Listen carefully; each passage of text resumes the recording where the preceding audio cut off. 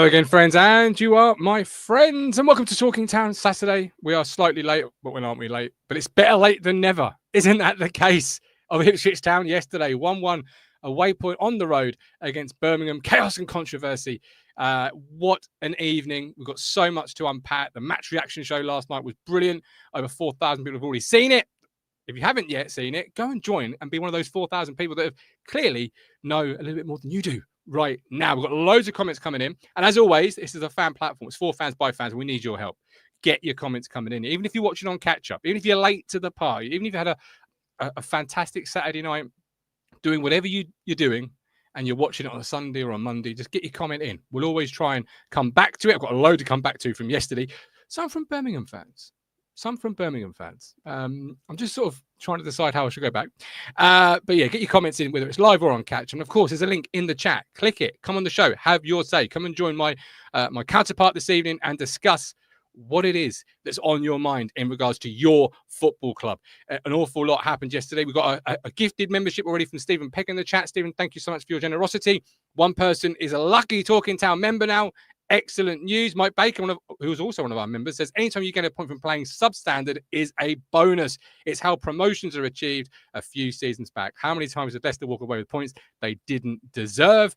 Well, that's absolutely true. And obviously watching the games today, if you have seen the games today, Southampton taking all 3 points, having been behind for, 89, 90 minutes. They left it right until the last moment as well to take away all 3. That'll be a tricky game coming up next Sunday. But look, lots of comments coming in, so do get them flying in. I'm buzzing for tonight. It's like my first show. Right? I did a show last night, but I was absolutely so tired that I couldn't really appreciate being back with you all. And it is great to be back. But joining me is none other than the man who's held the fort down, Mr. Matthew Phillips. Matt, how are you doing? You well? Good, thanks. Yeah, I'm all good. How was the holiday? We all want to know. Well, I'm sure nobody wants to know, but you're all going to hear about it. Here are my holiday pictures. No, don't worry. I haven't got 400 pictures for you to look at. I ain't going to be doing that to you. Do people still do that, by the way? Do people still invite people around to look at their holiday snaps? That used to be a thing, didn't it? When I was growing up in the 80s. It. You have to go around like family to look at their holiday snaps. And it always means like this random picture of a mountain or a random picture of a lake, and they have to tell you why they took that picture 4 times, and you're like, I don't really people care. By the pool, people are having their dinner by the pool. Here's the band that played during dinner. Yeah. It's not a thing anymore, sadly. I'm not. No, not sadly. Fortunately, I still remember when my in-laws got back from their holidays and we had to go around and look at their. I was like, oh no, please don't do this to me. It was a free line whip. You had to go, did you? You couldn't say, oh, I'm doing a show or something. I wasn't doing a show back then, sadly. I wish I had a thought of it back then. But look, we're live. I'm back. It was a great holiday. Thank you for holding down the fort. You're I had welcome. screen-free time. There was no internet, and I wasn't going to pay for an what a extra surprise. Big shout out to Leando, done the show last night. Obviously did the show with me in the week in the Birmingham preview. It's a big shout, Lee. Got loads of good comments on YouTube, and rightly so. It was really good. Absolutely, yeah, but yeah, incredible. And you of course did a show with Football Martin, who will be ecstatic this afternoon, having won. Chris Hall, West Brom fan. Did they win in the end? They were a goal up over Blackburn Rovers. They won 1-0. So he'll be happy this afternoon. That was a great show. I really enjoyed sitting on the balcony listening to you 3 go through the championship and sort of dissect it. And I thought if anybody's not kept up to date with this division, it was a really good listen. So I appreciate you doing that one as well. But look, it's been a fun old time. Don't forget we are part of Stowmarket Osteopaths. Don't live life in pain. Give Freddie a call. 01449613633. That's Stowmarket Osteopaths. Freddie's the governor there. But yesterday, Matt, let's get straight into business. Let's get cracking. There is a link. If you want to join, hit the link. I can see Stephen Parry's already waiting in the wings. We'll get to you, Steve, as soon as we possibly can. But yesterday, opening day of the season, live on Sky. We are the team that everybody wants to watch, and effectively, I think everyone wants to beat. The bookies' favourite, and Birmingham have just been promoted. They fly out of the traps. Their press is amazing. They're all over town. Town can't really ever get going. Then we get an incident with Greaves. Is it a foul? Isn't it a foul? We'll break that down. We make it to half-time 0-0. Town come out again, not particularly red hot. Birmingham again all over us. They get their goal. Jay Stansfield, the multi-million Jay Stansfield, who joined them back in League One, he gets a goal. And then Town start to play a little bit and come out of their shell, but it's not anything you could really get excited about, and not anything you could say, oh, we did this, we did that. But then in the end, when it's looking like it's going to fade away to a 1-0 opening day defeat, cue the chorus of, is squad depth good enough? Is this good enough? Is that good enough? We suddenly have chaos and controversy, Matthew Phillips, where a corner, no mistake, a set piece, then he's handled, but hasn't he handled? Who knows? Penalty, George Hurst. How are you feeling after yesterday? That's a quick recap of everything. How are you? Yeah. Well, we've played our get out of jail card early doors there, haven't we? Yeah, I mean, I'd agree. I watched the show with you and Lee and Curtis last night, and agreed with pretty much all the comments. Really, we didn't play very well, which was a huge surprise to me, given that me and Lee had discussed how well we've played over the pre-season. You think back to a year ago as we're going into the Premier League, and we sat on this very show and said, "Don't look like we've got any goals in us. Didn't look like we had anything about us." But we didn't have that in this pre-season. You know, we're turning up at Aberdeen, we're hitting 3 there, we hit 3 against Auxerre. But we did look a little bit like rabbits in headlights last night. Maybe not a surprise, really. I mean, we knew the crowd was going to be. I mean, Colin had called me in the week, and Colin, get well soon. We saw your comment earlier. Obviously, I knew about that beforehand, but yeah, get well soon, Colin. We're thinking of you. But we knew it was going to be raucous at St Andrews at Knightheads Park, whatever ridiculous commercial links they got there now. So St Andrews anymore then? St Andrews at Knightheads Park, I think it's called. Oh, okay, all right, something like that. But yeah, so I agree with everyone. We didn't play very well. The first half was incredibly poor. Could have scored, couldn't we, with Smolix? Well, I suppose we'll come to that. We did play much better in the second half, and we didn't lose the game. So for everyone being a bit doom and gloom and going, oh God, I'm going to get top 2, going to get top 6 with 45 games yet to go, didn't actually lose the game against a side that obviously got 111 points last season, riding this huge crest of a wave. That was probably them at their peak, really. I don't think they could have played any much better than what they did. They still couldn't beat us.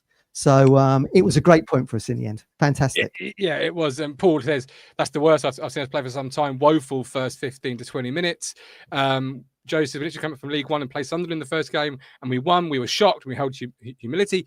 Birmingham apparently had none of that yesterday, according to Joe in the comments. Well, I think he's probably referring to. But the Birmingham fans were overly hostile to the point of pantomime. Really, I mean, it was like ludicrous. If you just wind the tape back 2 years when they had 3 sides and the stand opposite the camera was condemned, I didn't see everyone being as lively as what they were yesterday. But I mean, I like that. I like the atmosphere yesterday. You say pantomime or borderline pantomime. I think it was great atmosphere, and I thought it was. Get in the Premier League, we've actually missed that kind of atmosphere, haven't we? Don't get that going to Man City, Liverpool, albeit they're winning trophies galore. You don't actually get that passion, but I think it went over the boundary a little bit. Well, we saw it at the end of the game, didn't we? It had gone over what was acceptable, I think. I mean, look at Ashley Young. Comes on, you know he's going to get booed for Villa. Goes to take a throw. Getting bottles rained down upon him. Yeah, no, don't like that. Don't like that whatsoever. There is a limit, I feel. You know. Yeah, they've crossed it, I feel. Do you know what I mean? Yeah, I didn't actually see that incident, but I've heard about it, and yeah. Look, the atmosphere, great. It's when you cross that line, and when you do silly things such as that, and obviously the fan right at the end, ludicrous, hops to barrier like he's in an Olympic hurdle. The way he jumped over it, he came out of nowhere. He's probably going to get, that might be the end of his season now. Just a moment of madness, just a head loss moment. But there has to be a line with these things, and the atmosphere I thought was something for the occasion. Opening day on Sky, crowd are up. Town obviously entered that game knowing this, and knowing that Birmingham are going to be a pressing side, and knowing things about their style that they've gleaned from League One, and you got the feeling, did you not, Matt, that the tactic was let's slow this all down, let's take our time with our throws, let's get our foot on the ball. When we saw the ball, let's be honest, we didn't see much in the first half. No, did you get the feeling that there was a big respect there from Ipswich Town in that first half, particularly where they were all about slowing it down, taking the sting out of the crowd, the sting out of the game, away from it where they could? They kind of alluded to that on Sky as well, didn't they? With Don Goodman. The problem that had was it took the sting out of our own game as well. We couldn't seem to get out of second gear, could we? And I'm just looking at the stats here. The first half ball possession, it was 65-35 in their favour.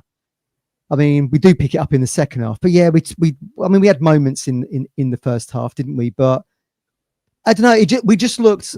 A friend of mine who sits behind me, Dennis at Pullman Road, he messaged in our WhatsApp group and said we look rusty, ring rust. Well, that was a really good description and odd given how well we'd played in the 4 pre-season games. No ring rust there at all. No, well, yeah, but they're pre-season, aren't they? You can't always judge. I mean, the year we went in the playoffs with Mick McCarthy, didn't we get beat 6-0 by Charlton in the last pre-season? We scored in that game. You're doing them a disservice. I think it was 6-1. I'm sorry. It's only the 5 goal difference instead of 6. It was though. You're right. Yeah. But it's all about minutes in legs. You can't really tell where they are in terms of opposition, not just for their quality, but also their minutes in their legs, their injuries, their tactics, what they're trying, what they're not trying. So I never put a lot of stock by pre-season. And I didn't see much of pre-season. I'm going to be brutally honest. I was honest on last night's match reaction show. Yeah. I didn't see much of pre-season. I went away. I had limited screen time. I saw like 25 minutes of the friendly in France. We played well in that game, but like you rightly say, you can't replicate what you saw. Once the real thing comes along, you can't replicate that atmosphere that you had last night. And I think Ipswich, probably the tactic was correct to try and slow that game down a little bit, but it actually slowed us down as an 11. And as you rightly said to me, we actually now look like a team of strangers because Matissa was the only newbie in there, I'm right in saying, playing in the Morsey role. But listen, don't be overly doom and gloom. They've got a point out of it, which was a great mindset given how poor we were in the Premier League last season and out of our depth for pretty much all of the games. We actually, we could have folded like a pack of cards last night and gone 1 down, 2-0, 3-0, and it'd be a different narrative today, wouldn't it? But actually, Ipswich do enough to get into the 93rd minute or whatever it was and get a draw out of it. And we proper put a pin in that Birmingham balloon. So gutted. Well, this is it. Yeah, lots of comments coming in. Love it. Keep your comments coming in. I'm going to jump to Stephen Parry now. He's been waiting very patiently. Let's hear what Stephen's going to have to say about the situation. Steve, welcome in. What are your thoughts on the football club? Hi, Steve. How you doing, Steve? Well, everybody, it's not a controversial statement to say we played badly because we didn't play at our best. But it's the first game of the season, and I still say leagues aren't won and lost in August, despite what people might think. Well, yeah, we can be so many points behind. Yeah, we can, but so many other things can happen, and we won't be. As simple as that. We weren't great. I think when Ashley Young's up to speed and able to start, he'll sort our right back out because we looked much better when he was there. We controlled the ball, we held the ball was getting passed forward, and Johnson wasn't doing that. He looked kind of lost out there, But Young really made us tick. I do think the injury to Philogene really damaged us as well, because Clarke had been doing all pre-season on the right and then suddenly he's on the left.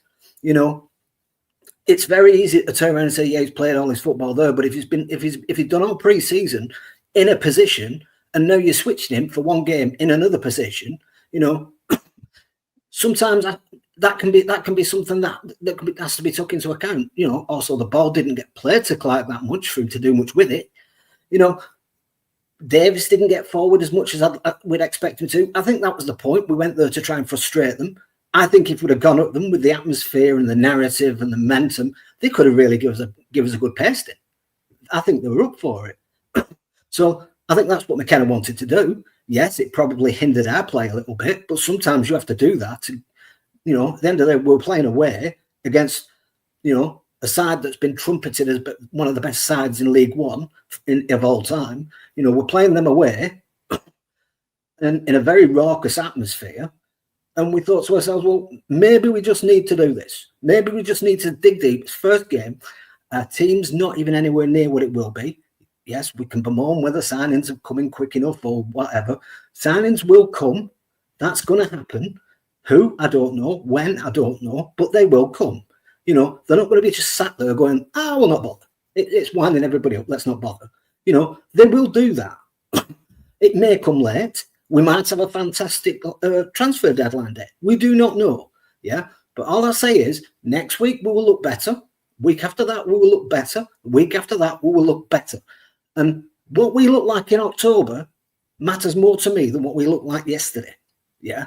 Because that's how you win a league. Because you've got to remember, we had a bad December last season. If Leeds and Leicester had 2 years ago, if Leeds and Leicester had a better December than us, which they didn't. They had a bad run as well. We wouldn't have gone up. It was only that them two teams at that point had a bad run like we did that we actually stayed in the race. And Southampton were catching everybody up at that point because they started picking up points. So I'm quite content with the point.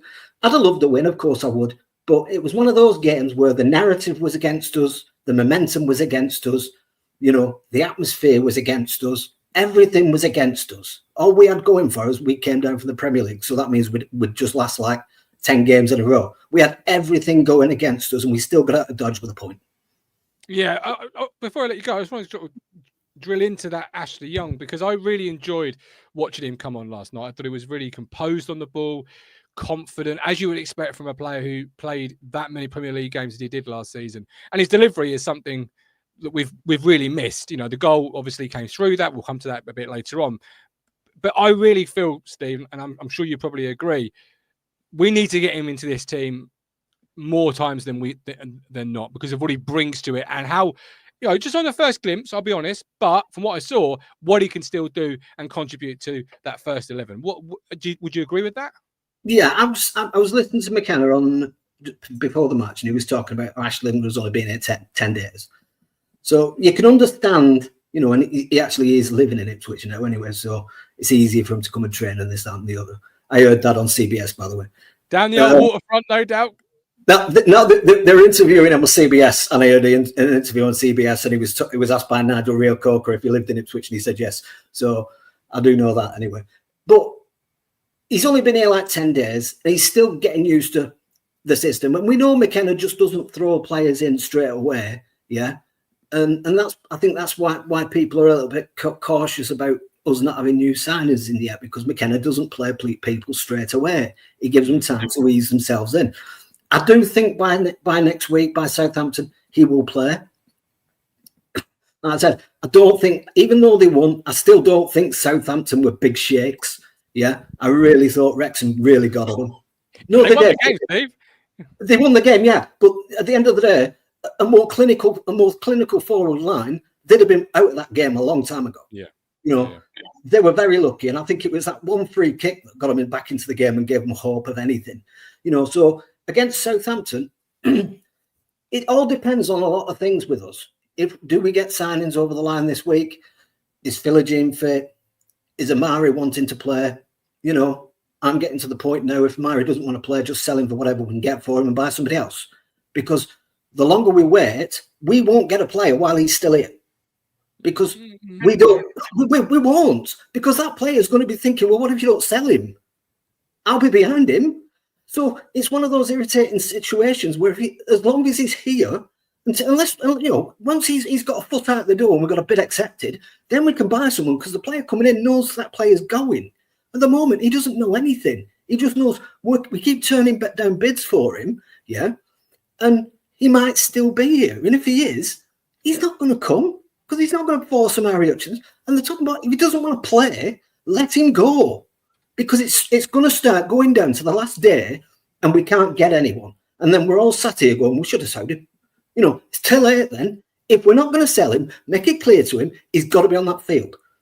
If he's not going to be on that field, yeah, but let's have it right. We understand yesterday he was unwell. I agree with that.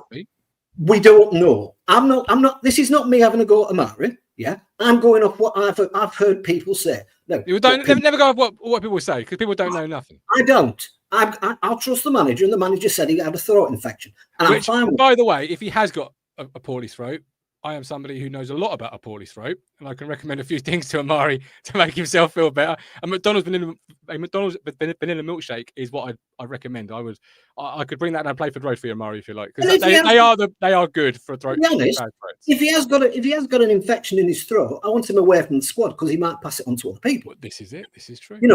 But that's what I mean. We've got to all believe that's the truth, because we're not all believing that's the truth. Yeah. Everyone's saying he's refusing to play. Yeah, some people think the world is flat. Like, it don't matter to me what people believe. It's what the manager has said, and he's got a throat. They're not in infection. I don't see those people. Yeah.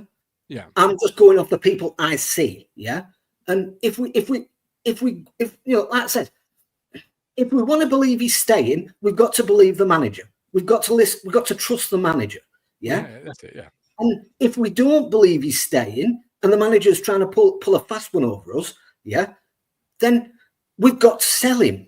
It's as simple as that, because we can't keep waiting and hoping that he stays and the window runs out. He might not want to play once the window runs out. I think it'd be stupid, but it's a possibility. Will his heart be in it if the window runs out and he really doesn't want to be here? I'd like to see him in a game against Southampton. Yeah, that would make everybody feel a lot more comfortable. Even if it's just on the bench, I would rather see him in the game. Yeah. Okay. Yeah. And then people can calm down a little bit, because I think we're getting a little bit worked up over transfers. Because if you remember last year, we had 15 transfers. I think 8 of them came after we started the season. You know what I mean? There was a hell of a lot that came in the last 3 weeks. And we remember that the season started a week later. If you look at Smodic, I think he'd played 2 games before he came to us. So even normally, we do a lot of business in the last 3 weeks. So I want to emphasize calm. I know it's difficult. I know people want things now.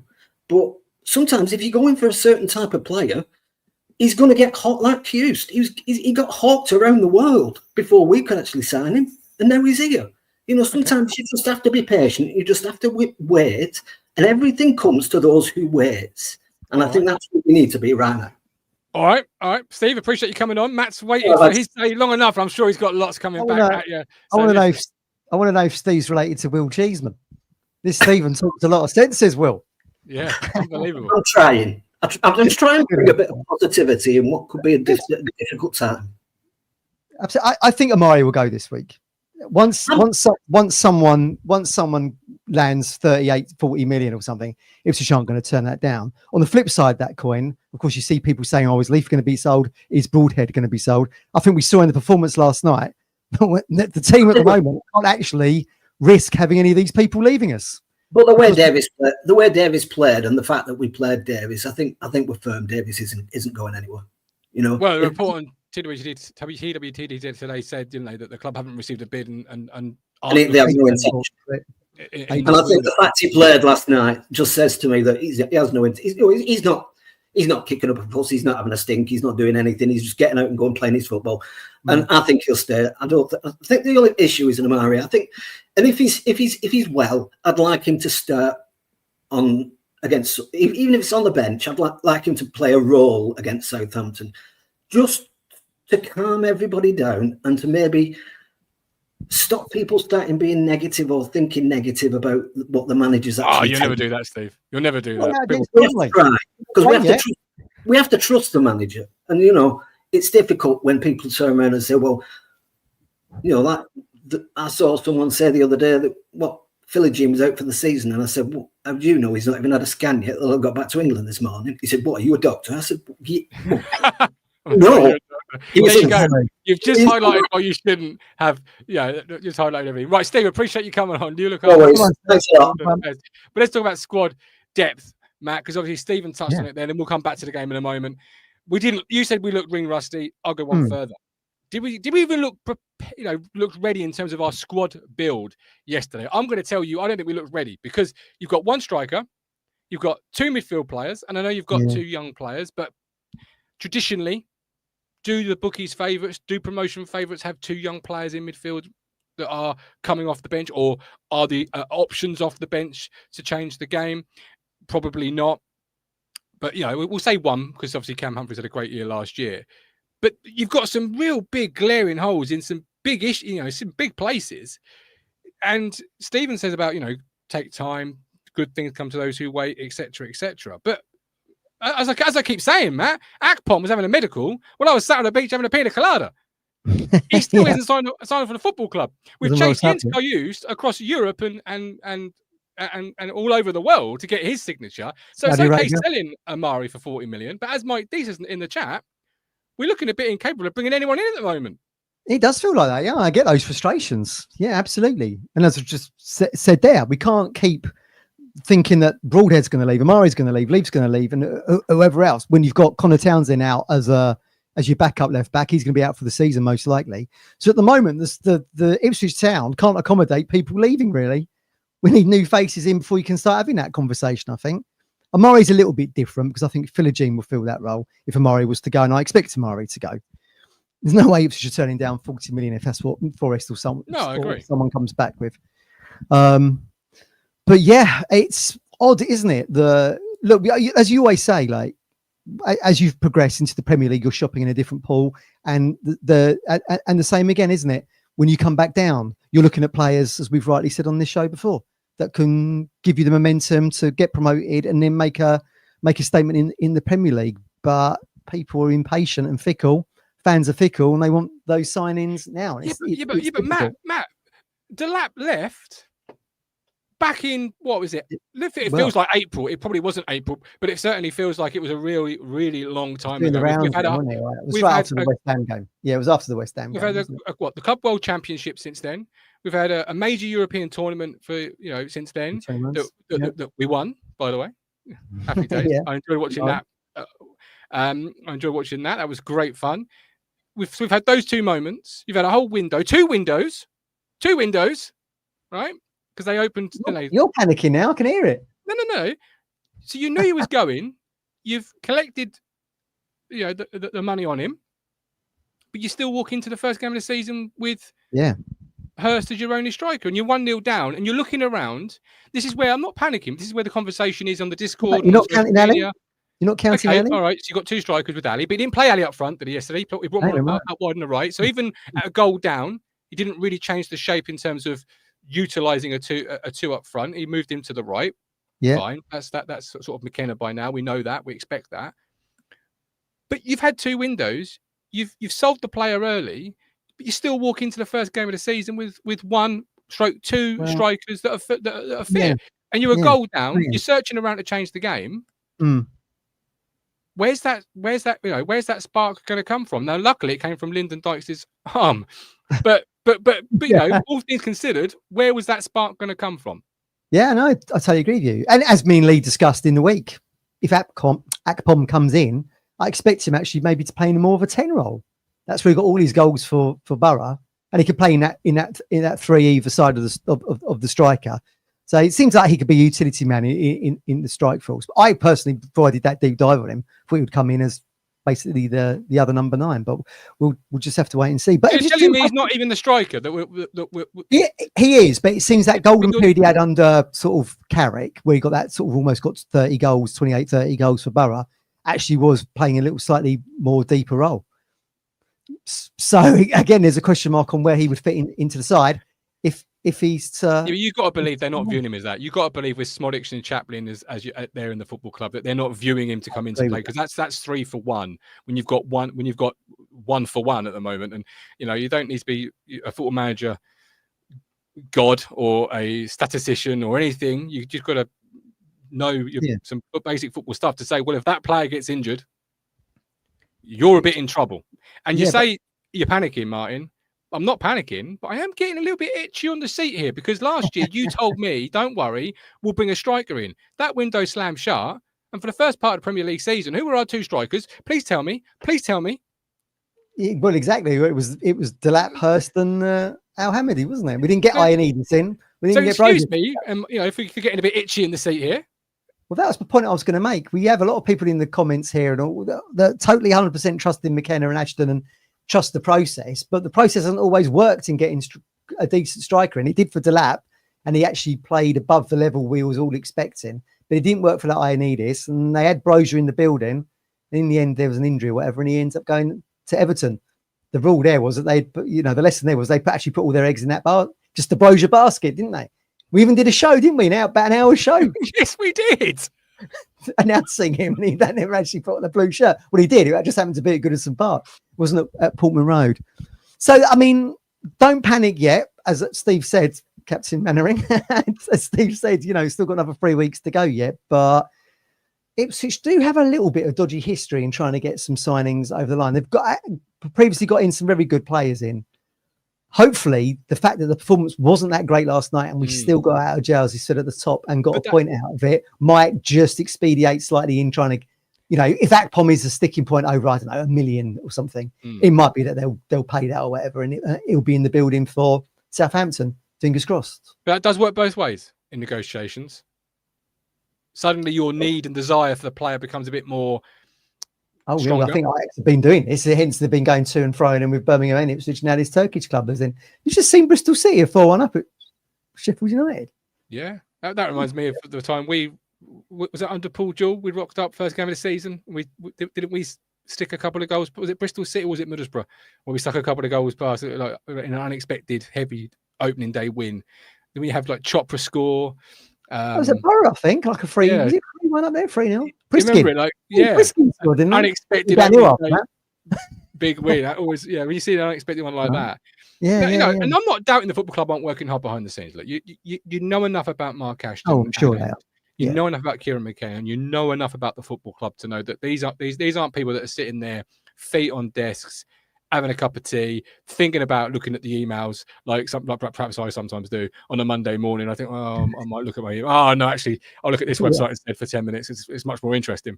They're not doing that. They're working the phones hard. And Ashton probably doesn't sleep, right?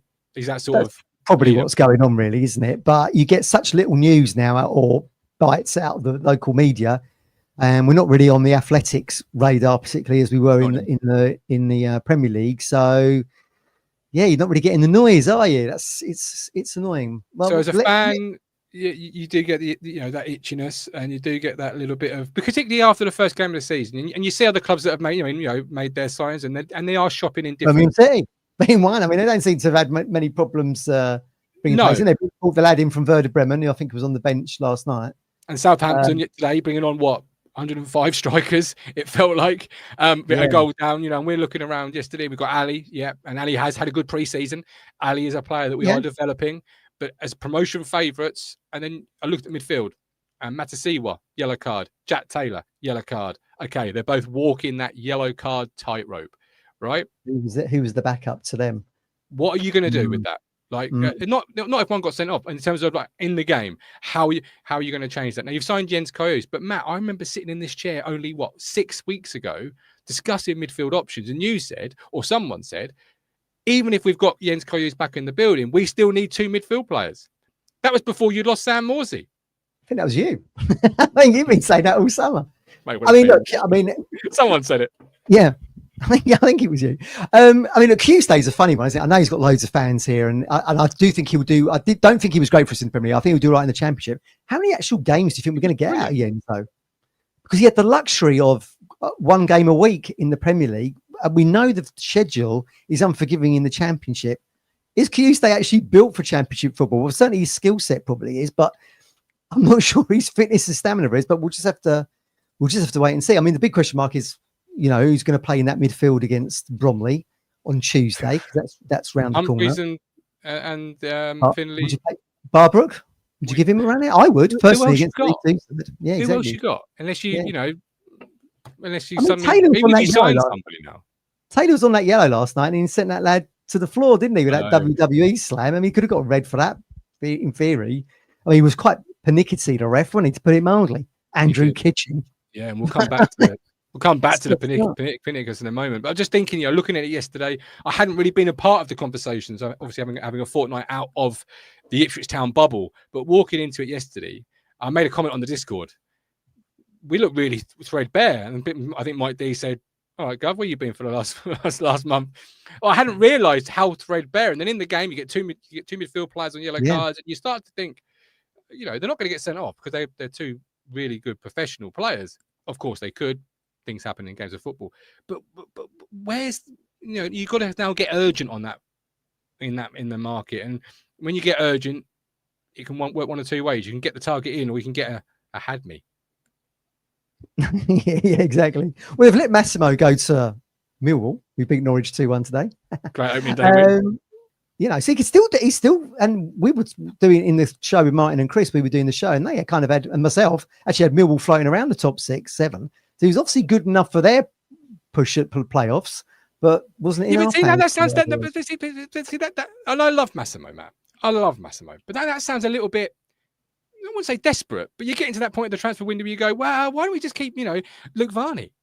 Do you remember those windows where we told where Luke Varney wasn't sort of, he was on loan, then we weren't, maybe we were, maybe we weren't, and then the longer it went on, the more prospect it became about Luke Varney coming back, and then he would come back. And it was like, why don't you just sign him 4 weeks ago if that was the way you were going to go anyway?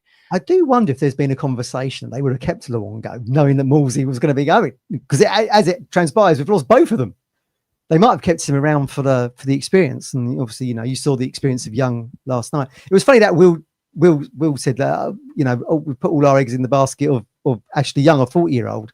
I mean, look, it's entitled to his opinion, but I would say you're looking at the wrong stat there. You've got someone who's played for England X amount of times, Man United, Inter Milan, Aston Villa, Everton. That's money can't buy experience, isn't it? And you saw the quality of him when he came on last night. So brilliant for him. Absolutely. Max says, I feel it's time for a customary phrase or slogan. Trust the process. Well, I mean, we're all Town fans. We want Ashton to do well. And we want McKenna to do well. But I mean, you got your own mind as well. Don't always be looking to trust the process and a side that won one game all season last year. Well, I just and it's back in the jam. The process didn't work that well. Yeah, did it? Yeah, well, it's worked. It's worked well up until it doesn't work well. I guess it's like the old Mike Tyson plan, right? Everyone's got a plan until they get hit in the mouth. Look, so far the signings we've made have really improved us. I like Matasiwa. I thought yesterday, particularly, I know this is a show about yesterday's game. People were negative about him as well, though, weren't they? I mean, he's been making his sorry to cut across you there, Mike, but I saw people were being negative about him as he's making his debut in English football in that atmosphere against probably the worst case scenario of an opposition we could take. Sold out St Andrews, 111 points last season, spent a shed load of money in the summer. Oh, we'll just thrust him in. He'll just replace Moulsey. I mean, look, he did the Moulsey yellow card tackle, didn't he? Fair play to him. He's obviously watched He had to, though, didn't he? He'll come. He's quality. He'll come good, but don't expect everything at once. As I always say, you're not a robot or anything. And I think Steve made a really good point. By the time we get to October, he'll probably be bedded in, and that's probably when we'll probably start seeing the best of him. September into October, hopefully, with who stay next to him, probably. But this is it. And I love Jens Karius, and I disagree with you about the Premier League, how good he was. I thought he was easily one of our better players, in the Premier League. I really loved watching him. But you still need somebody else because, Jack Taylor, and you won't find a bigger fan of Jack Taylor than me. I drive the Jack Taylor bandwagon. So what's the issue then? Jack Taylor Appreciation Society. I'm secretary of the Jack Taylor Appreciation Society. I'm the PR guy for the Jack Taylor Appreciation Society. Yeah, but there's a but here, and here it is. Yeah. I ain't so sure that he could be the answer for a team that's going to be looked at as the bookies' promotion favourites. I think he's a good player, but you need somebody else in that rotation with Matasiwa, Jens, and then you've got somebody and Taylor. Because Taylor is good on his day, but he's still a player that's developing. He's still a player that's learning. And his age, he's 25 now? 26, 25? He's older, isn't he? Is he older than that? Is he older? So. See, I look at Jack Taylor and I see such great glimpses sometimes. And then sometimes 27. 27. It's just turned 27, yeah. So actually, not is he game time though? Well, I mean, he was unlucky. He had a little flash header, didn't he? That went past the post. He said he got stuck in, didn't he, with that Samuel? They both got yellows, didn't they? The first yellows of the season. There's sort of a bit of he always gets stuck in though, don't he? That's why I love Jack Taylor. Yeah, he always gets stuck in. Yeah, he brings you that. I mean, what did you like about Taylor that you've seen over his Town career, and what aren't you seeing now? Okay, so it's about the expectation of the football club and where we are. I think you are a team that everyone's going to look at as a huge scalp next season, right? Or this season now. Sorry, this season now. It's come so fast. I'm still thinking it's next season. It's here already. Yeah. What I like about Jack Taylor is very much what I like about Matasiwa as well. When they receive the ball, they always look to play forward. They're always looking to see what they can play forwards as opposed to maybe stopping, turning, going back, playing it safe. Got very good ball control, and Jack Taylor has a hell of a shot on him. If he gets within 20 yards of the 18-yard box, 25 yards, Jack Taylor it's like a radar. It goes off in his head, and it's like, there's the goal. How often do you see it, though, Martin? Rarely, I would say. But then how often do you see a lot of anything from Jack Taylor? Not because he doesn't do it, because of the limited minutes he's had in his Town career. He's had very limited. There's got to be a reason for that. No one really asks McKenna that question. I'd love to ask him. You chased him for how many windows it was? 3. He was all delighted when he come in, and he was like one of your favourite players, but it's been limited opportunities. That's not really discussed enough. Why? Yeah. And it's going to be limited even more. Now Jens is here, I would say. But this is it. And you still need somebody who's going to, back up Matasiwa, because if he's going to be a player that is the enforcer, that does rack up the yellow cards, like the commentators get saying about how he's filling the Sam Morsey shirt and will he get the same number of cards, etc. Well, if he does, who's going to play in his place when he isn't available and things like that? And could have been Massimo, but that's gone now, isn't it, that conversation? But no, agreed. I do agree with that. There's some headaches here to be solved for Oh, massively. And the more you play, I feel the worse they get, and the more paracetamol ain't going to cut it, because you're going to have agents and players looking at the situation and thinking, you need a striker, you need a central midfield player, you need this, and suddenly the negotiation starts heating up, the window starts getting closer, time becomes an issue, all these different things. And we've not talked about it because I've not been here, and I just thought I'd put forward the side of a lot of people on social media, and a lot of people on our Discord, and about squad depth and put that side forward. But we get back to the game yesterday. Mike D says the best version of ourselves. I think it's about the window really, but we could use that, couldn't we, for the best for yesterday. There were some flashpoints in the game. Let's hit the flashpoints. Let's go.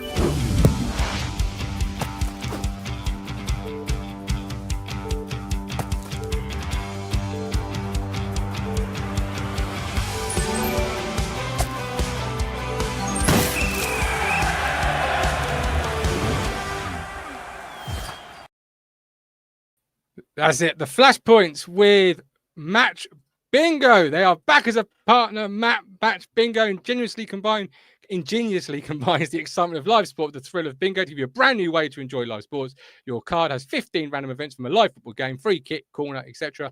Watch them automatically marked off as the match unfolds. Scan the QR code or hit the link in our description. Over 18s only, but please, as I always say, be gamble aware, gamble responsibly. But Match Bingo are back. Great to have them back on board for the forthcoming season. There was 3 flashpoints I've picked out from yesterday. Stansfield's opener, Hurst's ice cold equaliser, and then chaos and controversy. Tempers boil over. Let's start with Jay Stansfield opener for the goal. Alex Palmer, lots of chat in the Discord about a floated pass up to Jack Clarke. Where are you on that one? Because there's lots of people that gave Alex Palmer in the Discord this morning, Matt, a very low number for yesterday's game. Yeah, I saw that. Yeah, I did see that. Yeah, no one covered themselves in glory particularly. The Palmer ball, Clarke trying to get up to the ball. And the pace of the ball seems to fool everyone, doesn't it? Because it goes right through like the town defence and allows for the guy to chip the shot that hits the post, that goes over O'Shea, and then Stansfield is there. For me, O'Shea should have probably done better in kind of anticipating how that ball was going to bounce against the post, because he's almost like trying to look as if he's going to try and hook it off the line, is what he's probably thinking. But he's now so close to the post and the goal line, it's gone back over him and given Stansfield the shot. Even better off just staying there and just hoping. I mean, look, whilst people were saying the penalty was lucky, that was lucky as well, because it could have gone wide, it could have gone onto the bar, it could have gone out for a goal kick. So they actually got the perfect bounce from there, and Stansfield was there. He's a funny one, Stansfield, because like you said earlier, they spent a lot of money on him, didn't they? 13, 14 mil. Is he any better than Smodix? I don't think he probably is, really. He's a very Smodix style player, isn't he? But he's certainly younger. He's younger than Smodix, isn't he? Yeah, he is, yeah. But it's going to be very interesting to see how he gets on, really. But I didn't see anything there that was said, blimey, Ipswich missed out on someone here that they could have got. I mean, we did try to get him for about 1.5 from Fulham, didn't we? Do you remember? Yeah, back in the day. He don't look like a £15 million striker to me. I like him. We'll see. We'll see. He did well. It was a good finish as well. It was a controlled finish, but yeah, it was slack from Ipswich. That, I mean, you're not expecting a team that's come down from the Premier League to be defending like that against a side that was in League One last season, really, albeit not the usual League One side that's just been promoted, given how much they've spent and who they've been bringing in and stuff. But disappointing from our point of view, I would say. Yeah. But it's just a bad goal to concede. It's a lofted ball. It's you've gone up to Jack Clarke, and it's not a great ball. Jack Clarke sort of be, I mean, it's a header. It's a 50-50. You can either come down with it or you can't. And then it's in the back of the net within 5-6 seconds. It's really bad. And there's lots of conversation about Alex Palmer and the balls out yesterday, particularly. And it felt, Matt, I don't know how you feel, that had to be a tactic of yesterday's approach to the game, on how we went long so often, because it happens so often. For me, I've got no, obviously, inside knowledge to back this up. It just felt like it had to be a tactic where if we wanted it short, that message would have got out in time, and it would have been played a lot shorter, a lot more often. So to go that long, that often had to be a tactic for me. It just simply had to be. I think you're probably right, really, to try and get ourselves a foothold into that game. And look, our stats were much better in the second half, so in some ways that did work for us. And interesting, wasn't it, when we did play out from the back, it was always to the side of the 6-yard box, wasn't it? You didn't see any of this kind of what used to be the Moulsey coming to the D and then going out to the flanks. It was straight from there, wasn't it? It was a poor goal to concede. I mean, I think it was that Kyogo, wasn't it? The Japanese lad who actually has the chip. And of course, I don't know if there's another one of your flashpoints. He had scored, didn't he, in the first half? With what was given as a foul on Greaves, which I think was it a foul? Well, I think we'd have been raging about that. Do you know what I mean? If that had been us, it seemed very light, considering he's about my height and Greaves is 6'4". He only has like a hand on the shoulder, whatever it was. So we got away with one there. It'd be very interesting to see whether or not the games are refereed. I've not really seen any of the games today being out, but it'll be interesting to see if all the other games have been refereed in that kind of fashion. Oh, you ain't going to get that consistency, Matt. Why? You ain't got to look, have you? You ain't got to look. Yeah, exactly. Like I was counting the 8-second rule today in some of the games, and I was thinking. Yeah, and as you always say, like the time added on when we was last in the Championship, that 30 minutes at the Stadium of Light, we never saw that again, did we? Or in dispatches we did, didn't we? So I mean, we'll have to we'll just wait and see. But I think we got away with one there. It was a good, as Don Goodman say, it was a hell of a finish from that Kyogo. He was in the same Ren team as Matasiwa last season, I think. I'm right in saying that. It was a great finish. And look, my opinion on it hasn't changed from last night. And for those that missed last night's show, shame on you. Go and watch it now. But no, what I said last night was very true. Is look, if it goes against Town, you're raging. You're sat on here. We are all incandescent with rage that is a foul against George Hurst, Smodics, Chaplin, whoever. But you do like to encourage players to stay on their feet. We often all say as football fans, players fall over too easily these days. Even if they're fouled, why have we got to make a big meal of it? Why have we got to hit the ground? All these different things that you hear fans say. So when a player is nudged in the back at high speed, by the way, it is high speed. You run with your friend and nudge him in the back at high speed, even a little bit, and see what happens to to the body movement. Then it does affect how things play out. And he stays on his feet. If he goes to ground, I don't think there's much of a conversation. Probably right. Yeah, I probably agree with that. But because he stays on his feet, which we all encourage players to do. Yeah, you're then questioning, is it soft? Is it really a foul? It's like, well, yeah. And actually, he should be commended for standing on his feet and actually trying to ride the momentum clash. But it is still a 50-50. It is still maybe even more than a 50-50. I think 80-20. 8 times out of 10, that is not given for me, I don't think. That's the thing. Yeah. Because he doesn't hit the ground. If he hits the ground every time, I think it's a foul. Yeah, it's the context around, isn't it? A few people were digging out Greaves, weren't they? I thought he played pretty well last night, to be honest with you. I thought he did all right. Yeah, and people go, we need to get Kipre in. Like, I don't really get it. People are so quick to judge on one game. There's still 45 games to go. That's 7 more games than we played in the Premier League last season, This is it. We've got to chill out a little bit. Before we go on to the next flashpoint, we've got a question from Mike D. Remember, for 42 months, Mike D, you are a legend. Question for Governor Matt. Jack Clarke, how did you fit into this McKenna system? Chalk on boots at Sunderland, not for Town. Look, I don't particularly like Jack Clarke in the inside 10 role. I'd prefer to see him chalk on his boots, hugging the touchline. And maybe that's what's been factored into the move to the right, because on the left, when you've got Leif Davis, you're not going to want another player hugging the touchline and using that space that you like to get Leaf into. So maybe that's why you're seeing him more on the right, where traditionally Wes Burns has been more of a winger, has played more out wide than he has inside. And maybe that's the thinking there. Can we get him chalk on boots on the right as opposed to the left? Yeah, he didn't really have any impact in the game last night. No, I agree with Mike a little bit there. It was disappointing because let's not, no bones about it. He was disappointing in the Premier League. He didn't step up. He looked quite good towards the end of the season when he wasn't getting subbed for our red cards. Kept feeling sorry for him then. I'm desperate for him to do well. We saw what he's done at Sunderland. We want him to replicate that. What it was, 15 goals, 15 assists for them. We want that replicated this season because I feel like we'll be pushing for automatics if we get it. But I don't know. He just seems on the periphery of things. And ditto Ogbeni. I mean, he comes back last night. Probably wouldn't have been playing if Philogene had been fit. He wasn't in the game either. So now you can see where some of our issues were in that first half, in that our 2 key players on the flanks weren't in the game whatsoever. And I looked at Benny's stats. It was something like 24 touches in the whole game. I mean, he might as well not have been bothered being on the pitch. Do you know what I mean? When you look at someone like Young, who comes on with all that experience, and got himself an integral role in the game, really. So that's disappointing, and that's going to have to be something that actually improves if our performances are to improve. And I think they will improve, but whether or not, it's a difficult one for Clarke, because I agree that he's playing a different role than what he did at Sunderland, which is where he was turning heads and getting links with left, right, and centre. And we get him in and play him in a slightly different role. Yeah, and it hasn't worked for a season and change now. No, and it's frustrating when you see him when he does drift out to that left-hand side and gets more wide. That's when you probably see the best of him, when he receives the balls in those areas, because Sunderland comes alive. He gets the ball, he can come inside, he can go outside, he can do the things that got him the move to Town, got him turning heads in the Premier League. Whereas inside, I think it's all too congested for a player like Jack Clarke. I personally feel. Feels like that, good words, congested. You know what I mean? Yeah, running into traffic constantly. Yeah. A man, and he's got two more hair in towards him, whereas on the outside he beats the full-back on the inside shoulder. He's either got green grass and a touchline in front of him, or he beats him on the reverse that, on the inside shoulder. He's got nobody covering the full-back 9 times out of 10, or not close enough to do much. Beats him on the outside shoulder, he's got green grass and the chalk in front of him, so it gives him that space to manipulate the ball and to manipulate the defender and make the defender really not know where he's going. Second flashpoint obviously was the George Hurst penalty. Ball comes in, set piece. Finally, set pieces are paying dividends.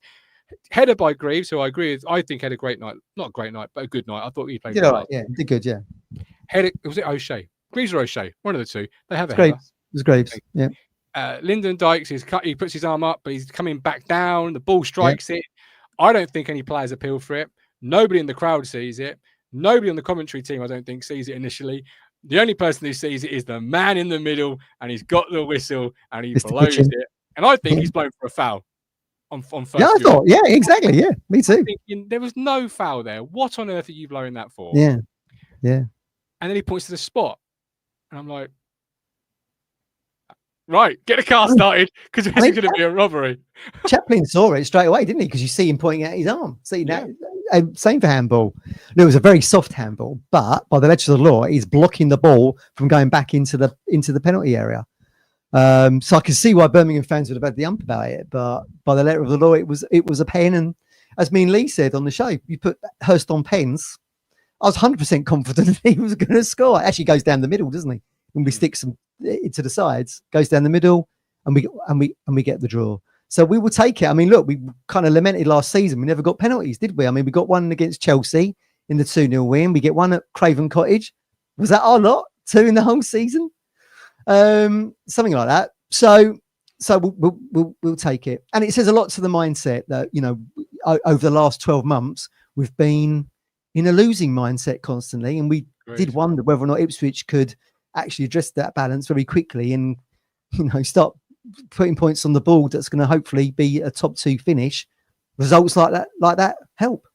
93rd minute penalty, you could have missed it, and we're all sitting here gutted, and we've lost 1-0, and Birmingham are top of the table at that point, but we got the draw out of it. Happy days. We got an early top chant, actually, didn't we? We are top of the league. We got rid of those. I did hear that, yeah. If you had that in the old bingo card.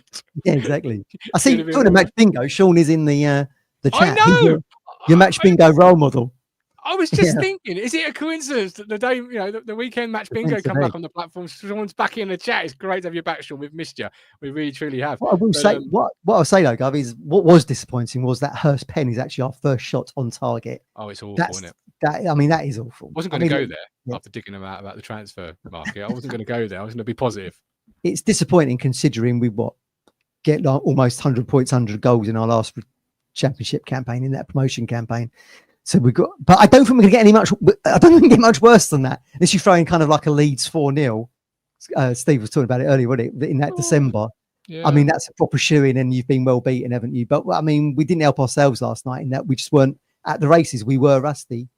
And I look, Smodics has that really good chance, doesn't he? When their keeper makes exactly the same kind of error that Palmer does. And Smodics should be hitting the target there. He gets put off a little bit, didn't they? They said that on Sky half time, and Chambo said that, didn't they? The defender probably puts him off a little bit, but someone of Smodics' quality should be probably hitting the target, or even maybe scoring. Really, maybe even scoring. It was a really good chance for him, but We're certainly against. Well, we've got Bromley to come with Tuesday. We know what Ipswich are like in the first round of the League Cup generally. We're going back a few years, and look, last season we went out on pens to Wimbledon, didn't we? So that's a chance to maybe reset and get into the groove a little bit ahead of a huge game against Southampton, which we really need to be looking to win. Now they've won today, and we've got that draw against teams that everyone is saying a combination of Ipswich, Birmingham, Southampton is probably going to be the top three. We've got to take points off them. Yeah, so very quickly, yes or no? Was it a penalty for you? Did I hear that right? Yeah. Okay, yeah, fine. Yeah, I agree. It was for me. And I'm with you, George Hurst. You know me. I like to look at the penalty takers before they take it. I like to read them, read their body language. When he took his big, deep breath in, I saw the stilliness in his eyes, and I said, "Goal." He had that calmness. He had that real calmness to him, which you need as a penalty taker. You need that. He's got the Delap vibe.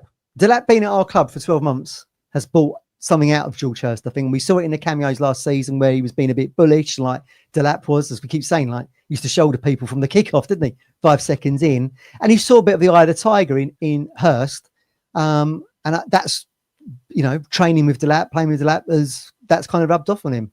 If we can keep him fit, as me and Lee was saying in the week, if we can keep him fit, and Colin said on the phone to me in the week as well, could get us 20 goals. But keeping him fit is a difficult one, as history has shown us. Yeah, and I think Chaplin needs a bit of shooting practice because he missed the target in celebration. He was out of order there, really. I can see why it kicked off for that melee. He shouldn't be doing it. I mean, look, he's done it at Pullman Road before, and he's kicked the ball into the top tier of the stand. But I mean, look, he's proper rifled it there.